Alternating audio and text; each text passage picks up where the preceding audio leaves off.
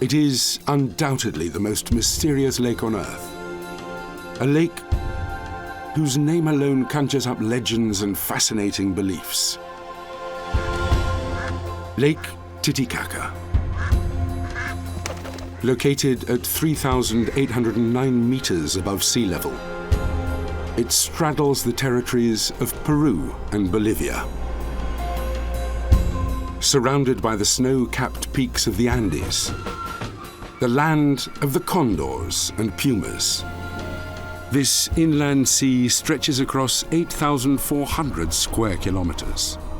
A lake as big as the island of Puerto Rico, but most importantly, a lake that still hasn't revealed all of its secrets. One can only wonder what hides beneath the sacred waters of this legendary lake.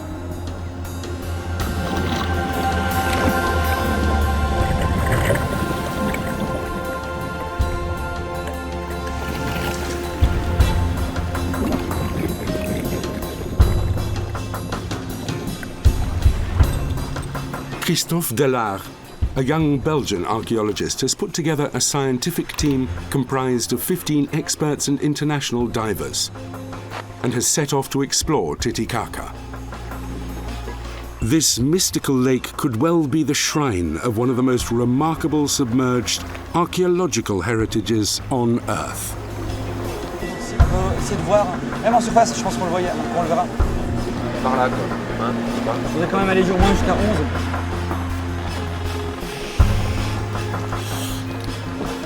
Not only would the objects theoretically be well preserved, they are also protected as a sanctuary due to the sacredness of the lake. Lake Titicaca is mythical to many people. We've all heard about this lake. It's the highest navigable lake on Earth. We hope that the pieces will be well preserved and also original to bring new developments to the study of the Tiwanaku civilization. As to the lake, there are many legends of lost cities and treasures which have been passed on through the generations. Within the framework of this project, the goal is not to desacralize the lake. The lake is sacred, but in a way, to demystify some of the myths.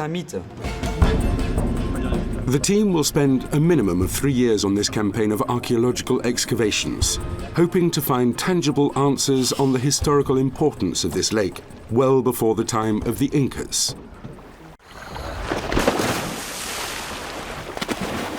This underwater exploration is therefore a first.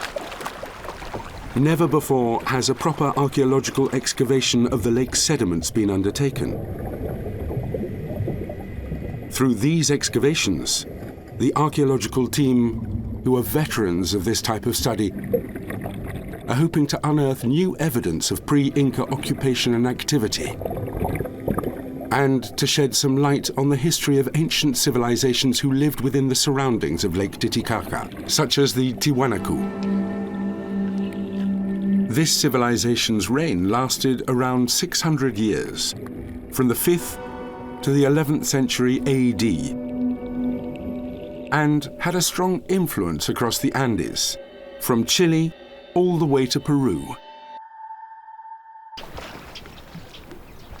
From the writings left by the Spanish following the Conquista, we know that the Incas worshipped Lake Titicaca and made numerous offerings to it. But what about earlier civilizations? Those that came before the Incas, in this inhospitable part of South America. Like the Tiwanaku civilization, which left us as a testimony of its magnificence, the eponymous ceremonial site of Tiwanaku, located 15 kilometers from the shore of Lake Titicaca and about 120 kilometers from La Paz. It is on this UNESCO World Heritage Site that the famous Gate of the Sun can be found, often mistakenly associated with the Inca culture. But what did Lake Titicaca really represent and symbolize for the Tiwanaku culture? And also for the civilizations that predated them? Did they also hold the lake sacred? Did they believe, like the Incas, that this was the place where the great sun was born?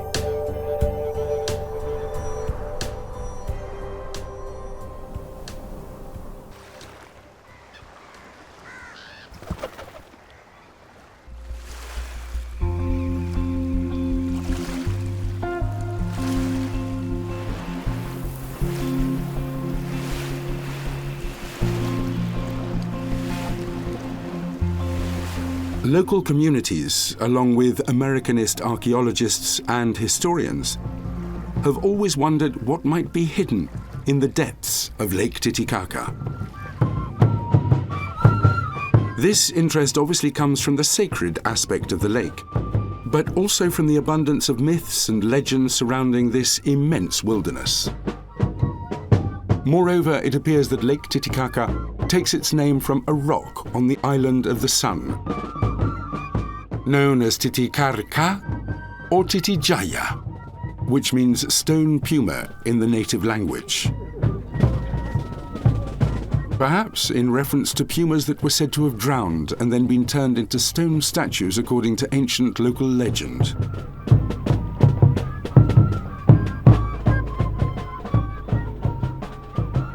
The Aymara people living on and around the lake, along with many explorers, have often contemplated the existence of a treasure or a gigantic golden city mysteriously swallowed by the lake. The mystical Titicaca has almost always sparked off the wildest guesses and speculations. For Andean populations, their lake is associated with the origin of the world and the creation of the sun.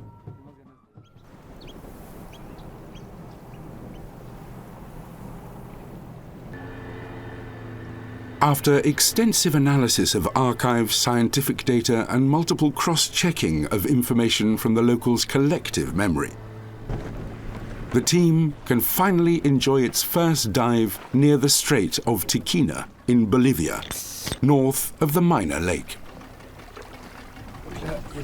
There is the islet, more or less like that with huts. We are located about here with the boat.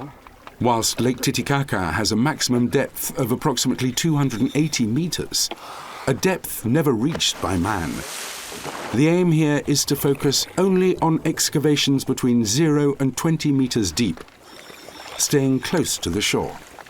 It's here, within these 10 degrees Celsius waters, that the young scientist thinks he has the best chance to uncover traces of Tiwanaku or even pre-Tiwanaku occupation.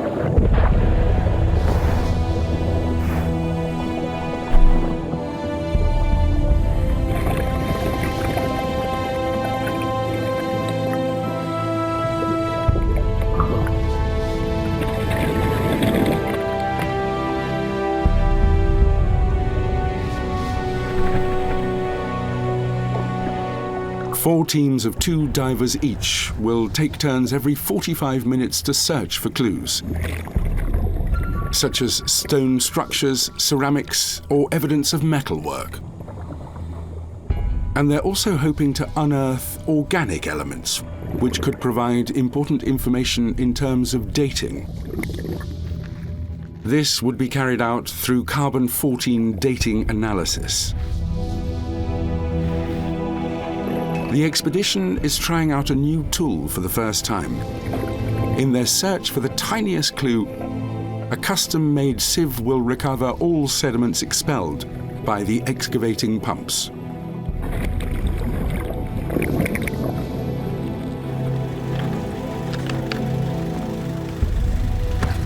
It is essential to keep a maximum of information and avoid losing any fragment or anything that could be analyzed.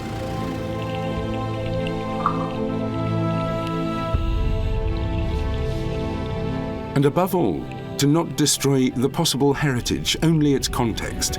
That is to say, the environment in which this heritage has been preserved for centuries or even millennia. This obviously requires great responsibility from the scientists.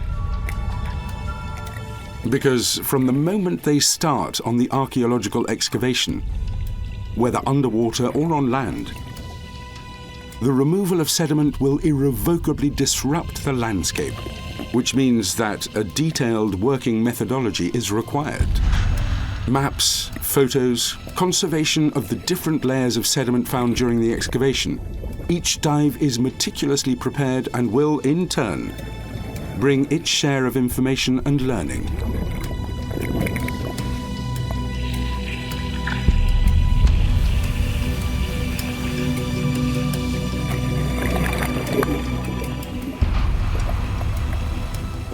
We keep everything, from small shards, thousands of fish bones, through to coca leaves, whatever we find.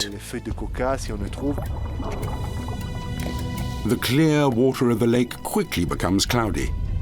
Visibility is almost down to zero, but the team of archaeologist divers are accustomed to and trained for these difficult and challenging conditions.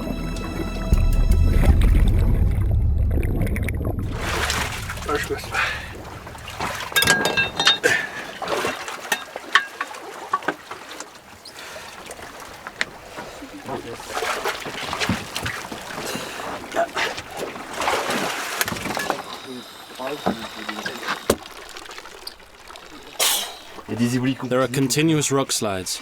I'm not sure it's worth coming back. There's no ceramics and a lot of sediment. It's not worth exploring here. We won't give up hope because we know we'll find a nice piece in the end. Maybe even an intact urn, a funerary urn that's filled with objects, small figurines. Some might be made of gold or of silver. That's what we're dreaming of. That's what we want to find. I'm exhausted.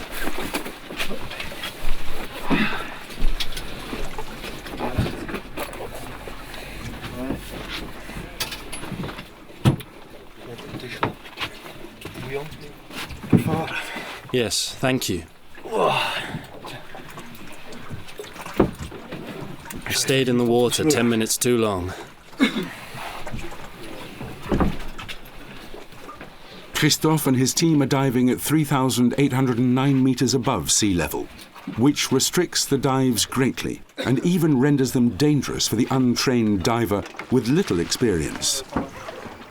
At this altitude, the diving depth reference is increased by over 50% compared to sea level reference for decompression stops.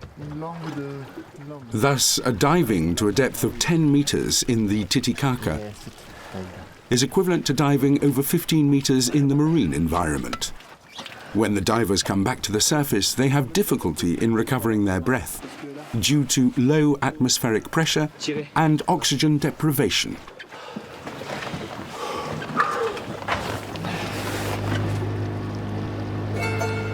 After more than 2 weeks of excavations in this area of Tiquina, unfortunately they have still not made any discovery or had significant results.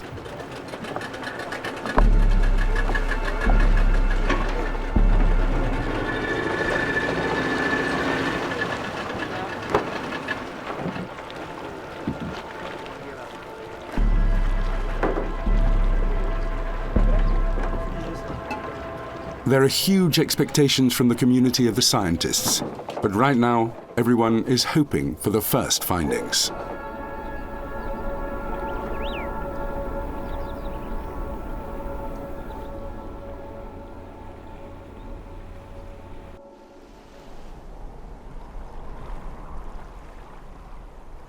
The scientific team has been searching the lake for more than a month now. A small string of islands emerges north of the island of the Sun. From the remains of the objects that have been found there, we know that these places have always been sacred territory during the Inca era. This is where a major huaca area may lie, the Kawa Reef. The huacas were sacred areas for ancestral populations, and they still remain so for the Aymara Indians of the region. A huaca could be a locality, a hollow, even a single rock, but it is a sacred place in Andean cosmology, a place that is worshipped by the elders. In 1977, an unauthorized Japanese expedition dived at the site and discovered Incan artifacts resting towards the bottom of the lake. Between 1988 and 1991, American archaeologist Johann Reinhardt was officially the first, but also the last, to undertake research on the lake. But if the site of Koa could be a place for ink offering, what about for the Tiwanaku or even older civilizations?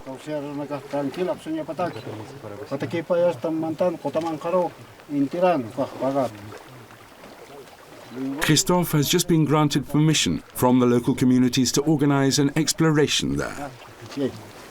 For him and his team, but also for the lake's inhabitants, this reef holds great expectations. Before starting the exploration and excavation at Koa, we asked for permission from the various communities. We explained what we're going to do, to show them that we are not pirates. And we also made our own offerings. We gave up our llamas and our coca leaves. We did everything that was required.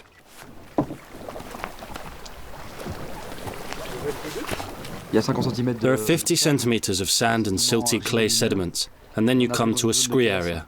We're going to clean it, then drill through it. If there is a pile of offerings, it will have to be underneath. We'll see. All good behind? All good.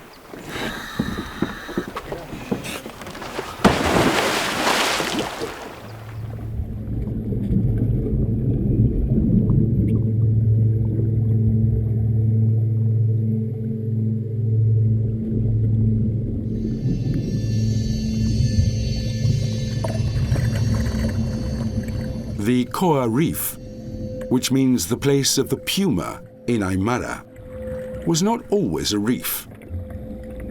Over time, and depending on the lake level fluctuations, it was occasionally an islet that emerged up to 2 to 3 meters from the surface. The Aymara people still make their offerings here, on this islet that is at present submerged under 2 meters of Lake Titicaca's water. For the elders, witnessing the mystery of this rock appearing and disappearing over time certainly contributed to its sacredness. The goal now for Christophe and his team is to search, and for the first time, be able to dig deep into the sediment and scree, something that was not possible previously.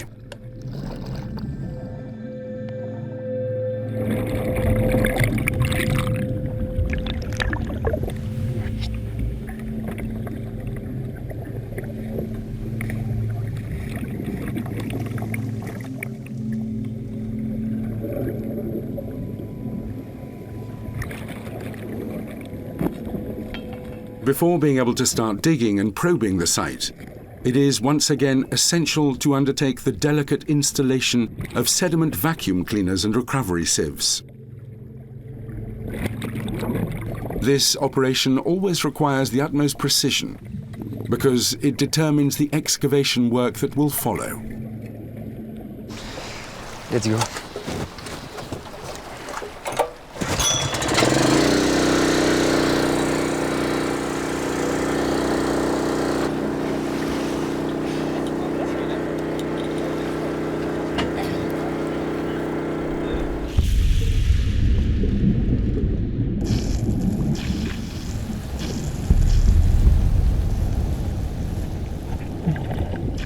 The excavation can now begin, in probably the most sacred area of the lake known to date. As the team dig further down, they must analyze all the sediment and every layer of rock from the site. The scientists' goal is not to search the entire Koa Reef, but to work on an area of 16 square meters. 3 excavation areas are marked out, and within each parcel, all of the sediment layers and debris are thoroughly analyzed. It's a delicate and patient work, looking for the slightest clue.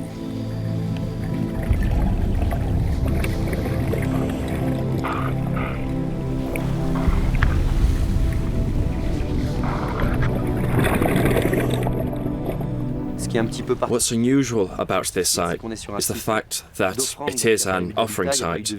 There's been no habitat or life here. It is not about daily life, where there has been human activity over a long period of time. We only have offerings here. We are dealing with the world of the dead and of worship.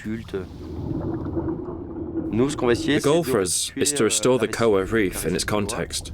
We want to try and find out how long the site has been used as an offering site, if there were periods when it was abandoned. But the problem is that with the years, the sediment and the debris, everything will be a little stuck down there. Our role now is to try to disentangle all that a bit.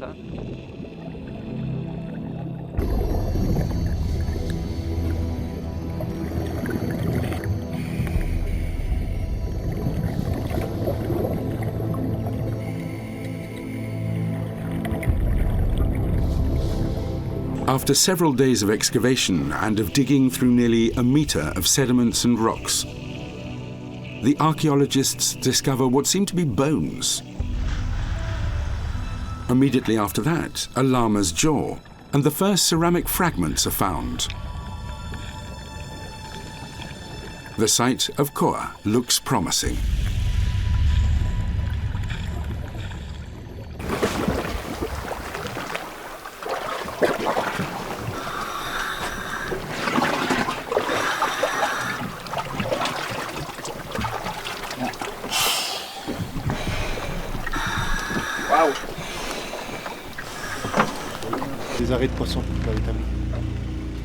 After just a few days of excavation on Koa, an unexpected piece is brought to the surface.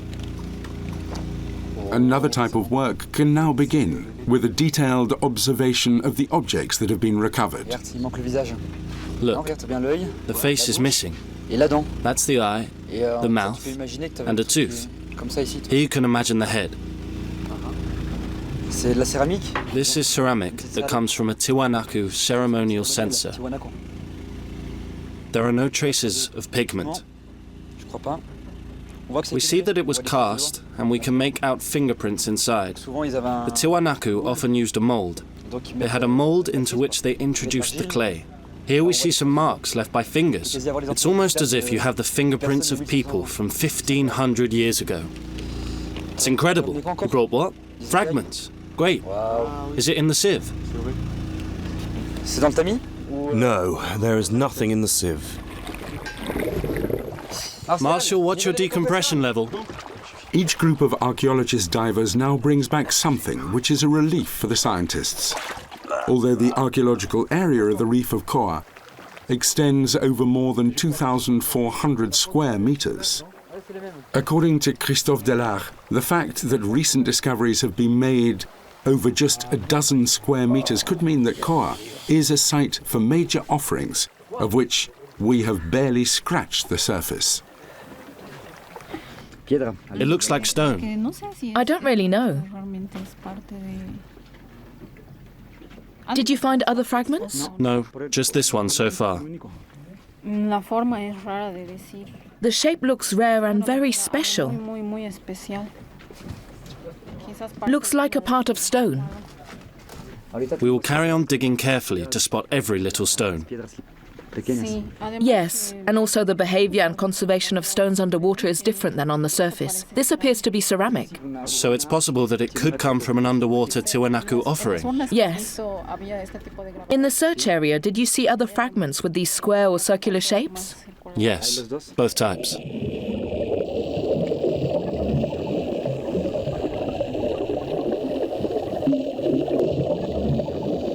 The discovery of these Tiwanaku ceramic fragments is of paramount importance. The first ceramic with the profile of a puma's head is therefore not an isolated Tiwanaku finding. And this could demonstrate that Koa was already a place of offerings at the time of the Tiwanaku civilization. While earlier research found essentially Inca objects, here the first fragments discovered in the sediments are all older, dating from the Tiwanaku period, which in any case raises a new question. How can it be that we find Tiwanaku and Inca objects when they have never come into contact on these underwater offering sites? This is a question we ask ourselves. How come the Incas knew that there was a sacred place under the water? Firstly, it is connected to changes in the water level, because the water level then was much lower than it is now. The Koa Reef was visible above the surface, and it was a small island. Tiwanaku were making their offerings from the shore. The Incas did that too, and there is a colonial source which talks of a rise in the waters during the Inca period. So the Koa Reef disappeared at that point, and little by little we will find out why. Whatever happens, it is definitely a sacred place.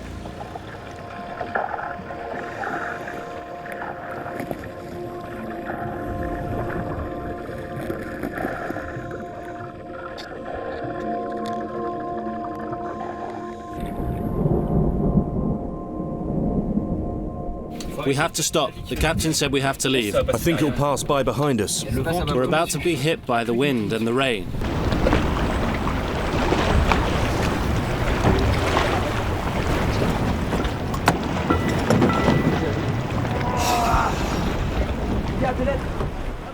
I picked up 2 or 3 objects on the surface there. Did you separate them? Yes.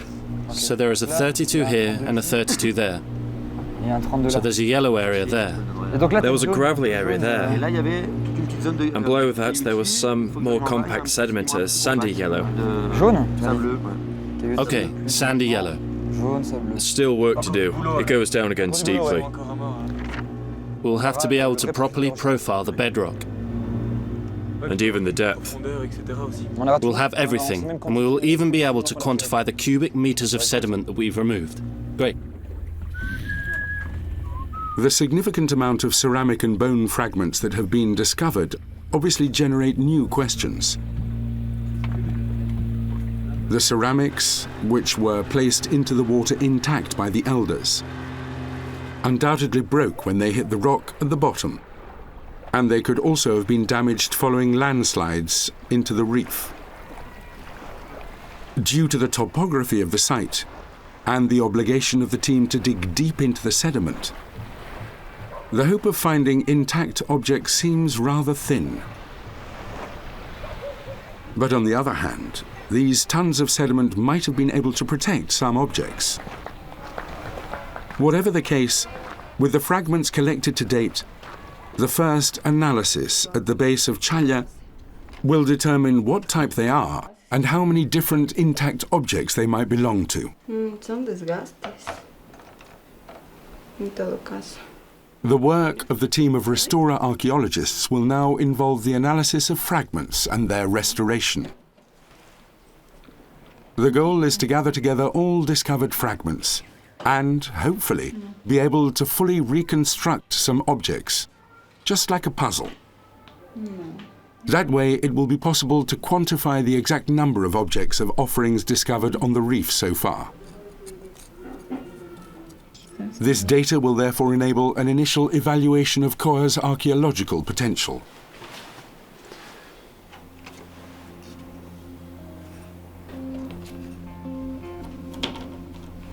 But there is one fact that now seems undeniable. The first inventories and the first gatherings are evidence of massive Tiwanaku offerings practices. On an excavation surface that covers just 16 square meters, the Koa site's 2,400 square meters could thus be hiding an exceptional and dense pre-Inca historical heritage.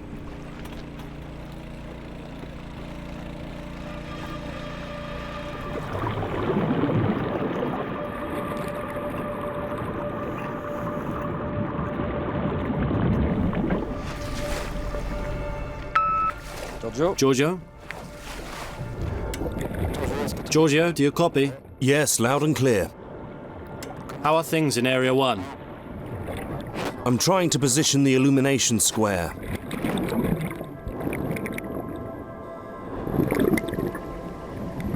I have a problem with a post.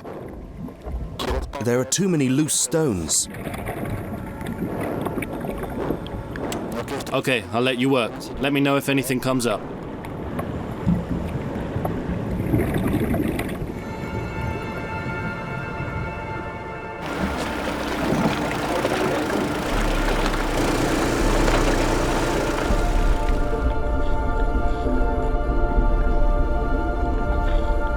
In Koa, several days of excavations are carried out.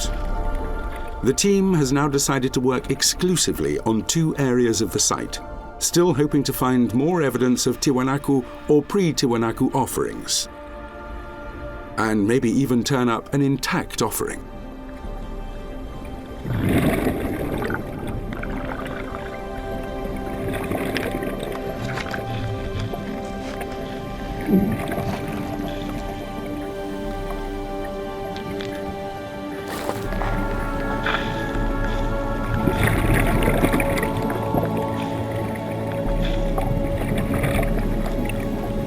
But it is on the other excavation perimeter that a new major discovery is made.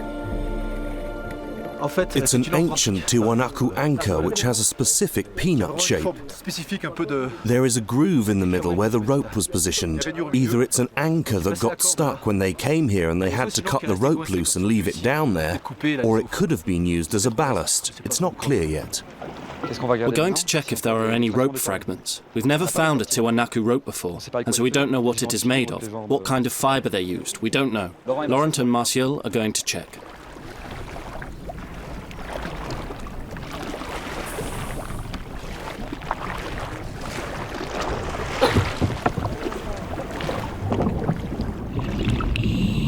There are no traces of Tiwanaku rope, but the discovery of the Tiwanaku anchor is nevertheless exceptional. With this increasing amount of Tiwanaku material discovered, the site of underwater offerings could be a major shrine of the Tiwanaku area. The isolation of the site away from inhabited coasts and the density of offerings prove that there were experienced sailors among the Tiwanaku people who were able to brave high winds and bad weather.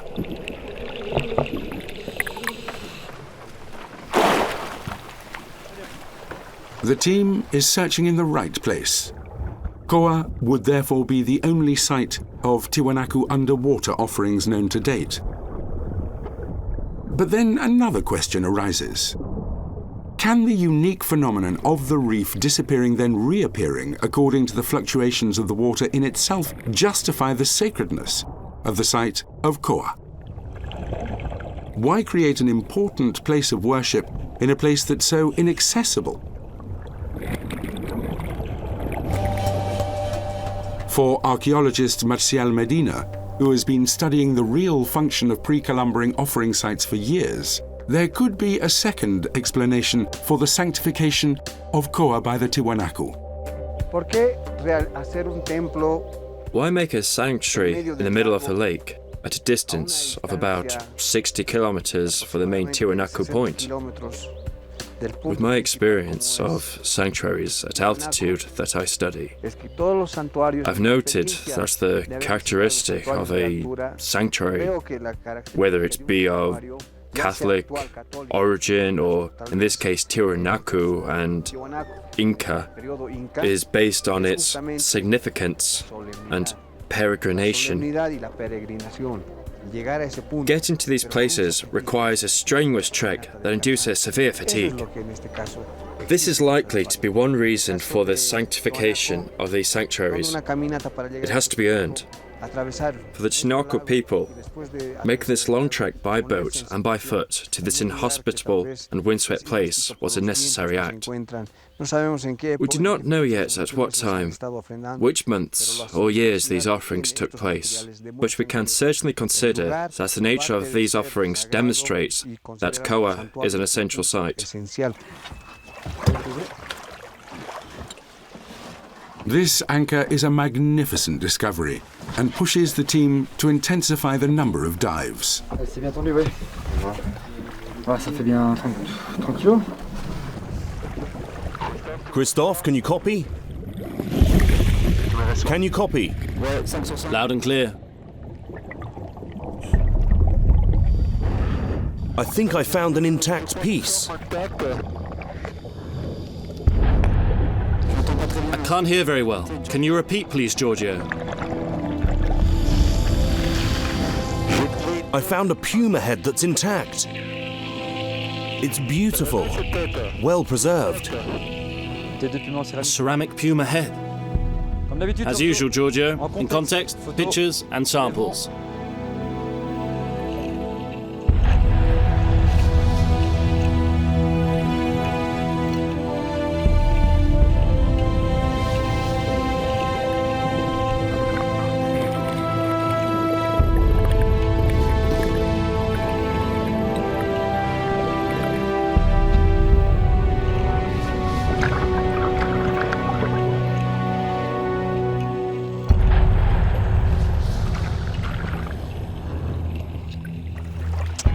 I can't wait to see it.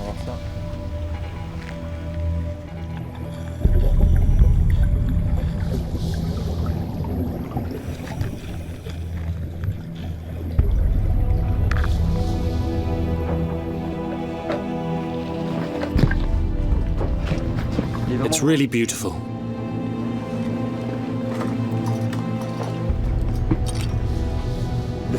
The puma is an animal that's associated with the other world. The animal that makes the transition between the world of living and the dead, between humans and the creator, if you want.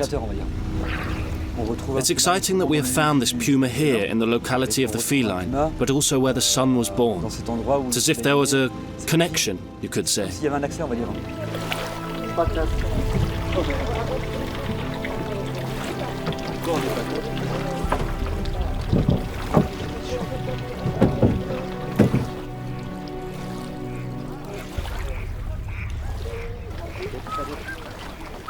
You're going to hate us, girls. We've brought you things. In quality and in quantity.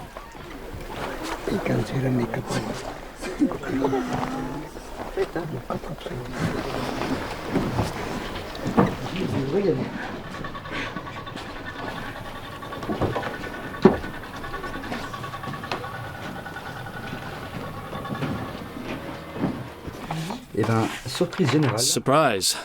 We remove these blocks and loose stones. And then we remove more loose stones. It turned out there were 2 hidden pockets, which were clogged by sediment. And inside these pockets, there were these puma heads and an intact sensor. It was unexpected. So Arnaud and Béranger did well to preserve the area. Almost there. Another cup.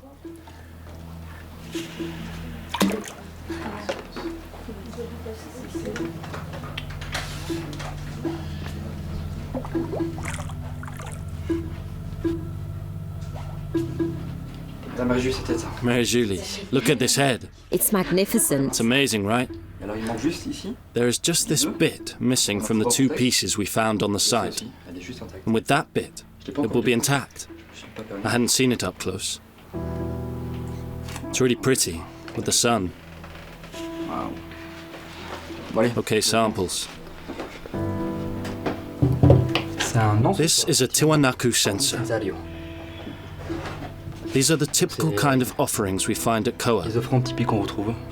But this is the first complete one. We always take pictures of objects just after the excavation to keep track of the state in which they have been found, and also to be able to control their evolution. What type of locus is this? Do you know? 50. Area 1. All items found in the censer will be stored and analysed in order to try to understand the composition of the Tiwanaku offering. But having survived in cold water for a long time, each object and each element is now in a very fragile state. A meticulous and delicate conservation protocol must be followed for each object or element that has been retrieved. This difficult task is given to the 2 archaeologist curators of the team.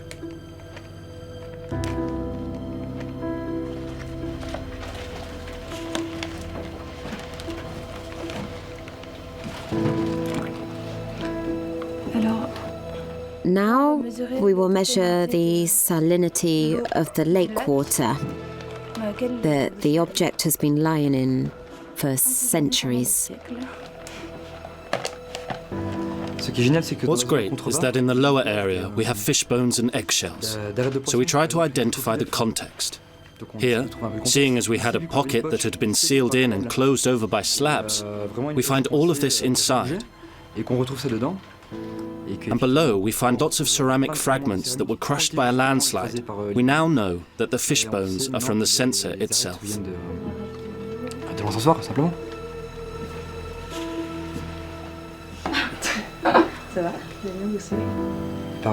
If we compare it to the other one, do they have the same head or not? This one has been empty. We have the whole frame. Magnificent. Here is his friend. He's big. I think it's his head because it's the same texture. Here is the beast. And the rest is in Area 53. You're going to have lots of work next year. This appears to be a rope, maybe. This is pretty much my most precious specimen. This is our first fibre, and I saw some more stuck there.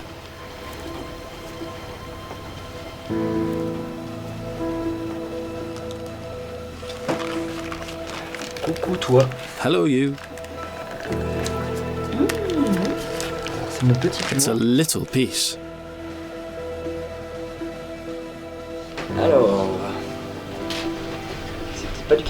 This isn't carbon. Oh yes, it is carbon. The C14 is able to give us a date range, such as between 820 and 940. So even if it doesn't give us a specific year, it still allows us to have an idea of when the ceramic dates from, thanks to this fragment, which is perfectly in context.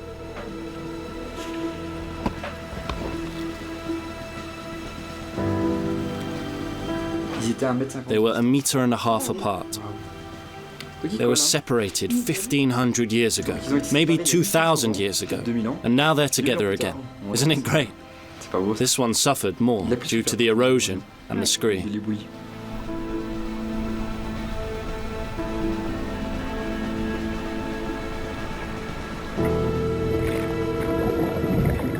Items are found in their dozens.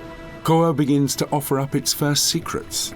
But after digging nearly 2 meters down into the fault, the team makes a surprising new and wonderful discovery: gold.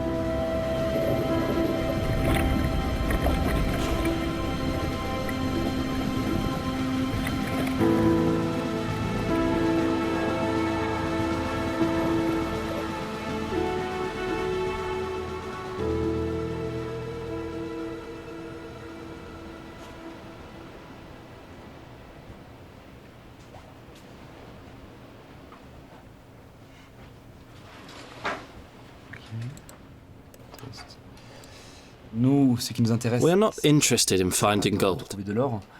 What we are interested in is finding a lost craftsmanship. Because we have virtually no evidence of metalwork from the Tiwanaku period, we have a cut and hammered gold leaf. They cut it in a circle shape. We see through the microscope it is cut, and there is a pattern on one side. When we take a closer look, we see that this pattern is incised and almost punched. This motif is very complex. You have to remember that the precise little design on this piece isn't more than 4 centimeters in diameter. So the artisans of the Tiwanaku era mastered these types of motifs on these materials. And when you think, I have a magnifying glass, a microscope and a computer, while they only had their eyes. It's pretty incredible and moving to be the first to take a look at this pattern. Gold represents the tears of the sun. This is definitely linked to the sun. So the worship of gold and of the sun isn't just from the Inca period. It predates that, going back to the Tiwanaku era. And the biggest thing for me today is that little leaf. not because it is gold, but because it is a small pectoral with very fine incisions. And what's interesting is that the iconography isn't Tiwanaku, it's pre-Tiwanaku. It's formative. This is a Yaya Mama motif. This one is very hard to decode, but it means that there's a real cultural continuity there. There's a gap of nearly 2,000 years between the formative period and the Inca period. In terms of cultural continuity, that's pretty amazing. The water preserves and above all it protects. Gold doesn't have much to fear on Earth apart from the looters. The advantage of water is that it limits access. It is a kind of sanctuary. For Titicaca, it is the perfect term. But above all, it's a barrier because humans aren't born with a natural ability to dive into water. After a month of excavations on the Koa Reef, dozens of cubic meters of sediment have been cleared to unearth more than 2,000 objects and fragments. Without a doubt, Christophe Delarche and his team have just unearthed an exceptional archaeological heritage.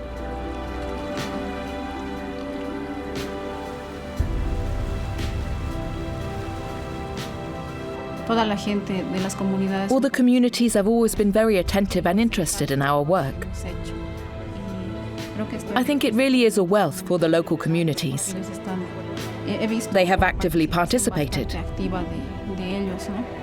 The lake holds a cultural wealth that is crucial for them and for future generations. Nothing found here will go to Europe.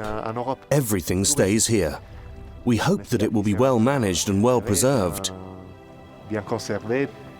And one day, I hope it will all be exhibited here. But none of this will be taken back to Europe.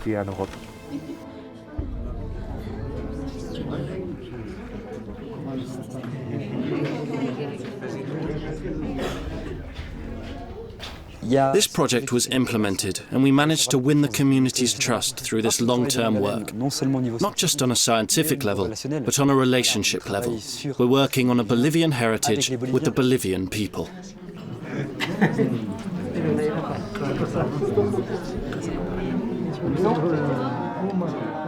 Lindo, ¿no?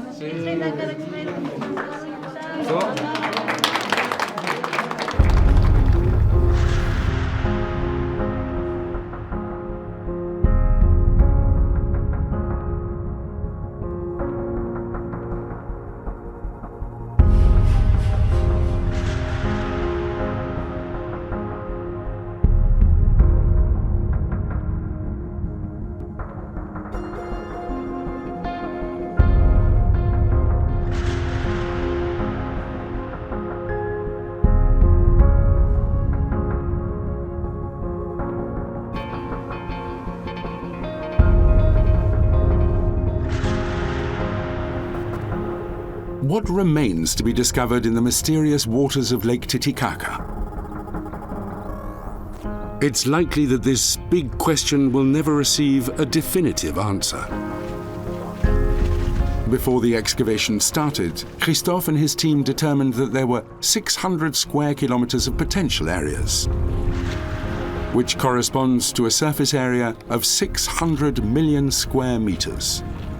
And they've only worked a few dozen meters. There remains much to be done.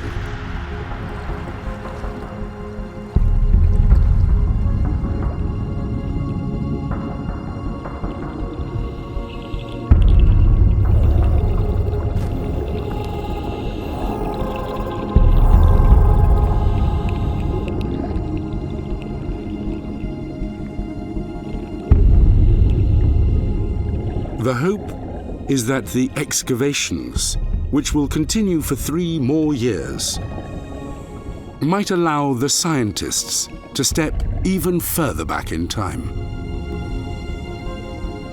And in doing so, try to better understand the history of these great Andean civilizations, which remains largely unknown. But whatever these sacred waters of Lake Titicaca still have left to reveal, its cold waters will forever hide priceless treasures and carry on telling us wonderful stories and legends.